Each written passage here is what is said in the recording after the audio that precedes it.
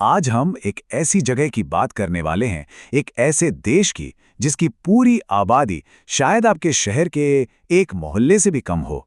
जी हाँ, चलिए Saint Kitts और नेविस की इस अनोखी दुनिया को समझते हैं। तो सबसे पहला और सबसे बड़ा सवाल तो यही उठता है कि आखिर ये कैसे मुमकिन है कि एक पूरा का पूरा देश एक गांव से भी छोटा हो। यह सवाल ही अपने आप में इस कैरिबियाई देश की पूरी कहानी कह देता है। सेंट किट्स और नेविस की कुल आबादी है सिर्फ 46,000। जरा सोचिए, भारत में तो ऐसे कई गांव हैं जहां इससे कहीं ज्यादा बल्कि दोगुनी आबादी रहती है। सच में हैरान करने वाली बात है। तो फिर इतनी कम आबादी वाला देश अपनी इकोनॉमी कैसे चलाता है? पैसा कहाँ से आता है? इनके पास कमाई के दो बहुत ही स्मार्ट जरिए हैं। आइए देखते हैं। इनकी कमाई का जो पहला और सबसे बड़ा जरिया है वो है निवेश द्वारा नागरिकता।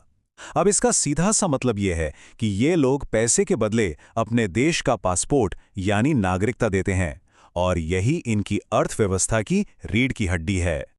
और यहाँ की नागरिकता पाना भी बड़ा सीधा है। दो रास्ते हैं, या तो आप सरकार को सीधे सीधे $1.5 लाख मतलब करीब ₹1.25 करोड़ दान कर दीजिए, या फिर देश में $2 लाख यानी करीब ₹1.25 करोड़ का कोई इन्वेस्टमेंट कर दीजिए। और इस प्रोग्राम का असर ना वहां की सड़कों पर साफ साफ दिखाई देता है।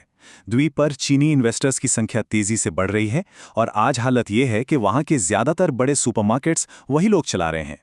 अब आते हैं इकोनॉमी के दूसरे स्तंभ पर, और वो है टूरिज्म। इस चार्ट को जरा ध्यान से देखिए। जहां सिर्फ 46,000 लोग रहते हैं, वहां हर साल 10 लाख से ज्यादा टूरिस्ट आते हैं। इनमें से ज्यादातर लोग बड़े बड़े क्रूज जहाजों से यहां पहुंचते हैं। तो इन सब का नतीजा क्या निकलता है? नतीजा है पैसा। यहां की पर कैपिटा इनकम है $20,000। ये भारत के मुकाबले लगभग 5 गुना ज्यादा है। ये दिखाता है कि छोटी आबादी और स्मार्ट इकोनॉमी का ये मॉडल कितना ज्यादा सफल हो सकता है। ठीक है, तो पैसे की बात तो हो गई, पर यहाँ की रोजमर्रा की जिंदगी कैसी है? क्या वहाँ भी हमारी तरह भागम भाग वाली जिंदगी है, या कुछ और ही माहौल है? यहाँ की संस्कृति को समझने के लिए ये एक किस्सा ही काफी है।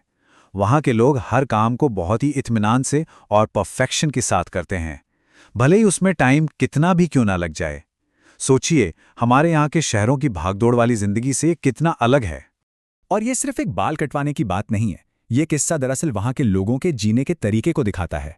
एक ऐसा कल्चर जहां हर चीज के लिए वक्त है, कोई जल्दबाजी नहीं, कोई हड़बड़ी नहीं। यहाँ की राजधानी है बास्तेरे, और यहाँ घूमना अपने आप में एक मजेदार अनुभव है। पूरा शहर इतना छोटा है कि आप पैदल ही 5-10 मिनट में कहीं भी पहुंच सकते हैं। सड़कें एकदम साफ सुथरी, इमारतें रंग बिरंगी और वाइब्रेंट, और क्रूज पोर्ट के पास तो हमेशा एक जश्न जैसा माहौल बना रहता है। चलिए अब थोड़ा और गहराई में उतरते हैं और यहाँ के लोगों, यहाँ की जगहों और मौसम के बारे में बात करते हैं, जो मिलकर इस देश को इतना अनोखा बनाते हैं। यहाँ का समाज, आप कह सकते हैं, कई अलग अलग संस्कृतियों का एक दिलचस्प संगम है। एक तरफ तो अफ्रीकी मूल के लोग हैं जिनकी जड़ें यहाँ बहुत गहरी हैं। दूसरी तरफ नए चीनी निवेशक हैं, और साथ ही दुनिया भर से लगातार आने वाले टूरिस्ट भी हैं।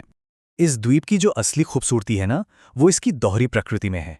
मतलब एक तरफ आपको हरे भरे ऊंचे ऊंचे ज्वालामुखी वाले पहाड़ देखने को मिलेंगे, तो दूसरी तरफ दूर तक फैले हुए शांत और खूबसूरत कैरेबियाई समुद्र तट।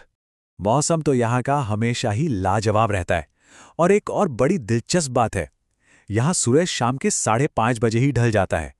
इसका मतलब है कि लोगों को आराम करने और अपने परिवार के साथ वक्त बिताने के लिए लंबी शामें मिलती हैं। तो इस पूरी बातचीत से हमने इस छोटे से लेकिन बेहद दिलचस्प देश के बारे में आखिर सीखा क्या?